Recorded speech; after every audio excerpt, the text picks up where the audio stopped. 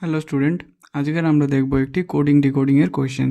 দেখো, সবার প্রথমে আমাদের এখানে কি বলছে, পি এল ইউ টি ও এটা সমান সমান Q K V S P. দেখো, যদি আমরা পি থেকে কিউ যেতে চাই তাহলে আমাদেরকে কি করতে হবে, +1 করতে হবে।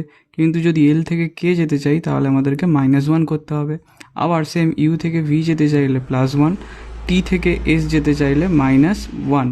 আবার এটা কি হয়ে যাবে না, +1। ঠিক তাহলে এটাতেও আমরা সেম একই জিনিস করব। S A T U R N, তাহলে এস থেকে +1 তাহলে কত হয়, এস টি হয়ে যায়। এবার এটা মাইনাস, তাহলে এ থেকে উল্টো দিকে করলে কি হয়ে যায়, জেড টি। টি এর ফের +1 মানে হয়ে যাবে এটা ইউ, ইউ থেকে -1 মানে টি, আর থেকে +1 মানে এস, আর এন থেকে -1 মানে এম। দেখো এখানে কোথাও অপশান আছে টি জেড ইউ। দেখো এখানে টি জেড ইউ, এখানেও টি জেড ইউ, তারপরে কি আছে TSM।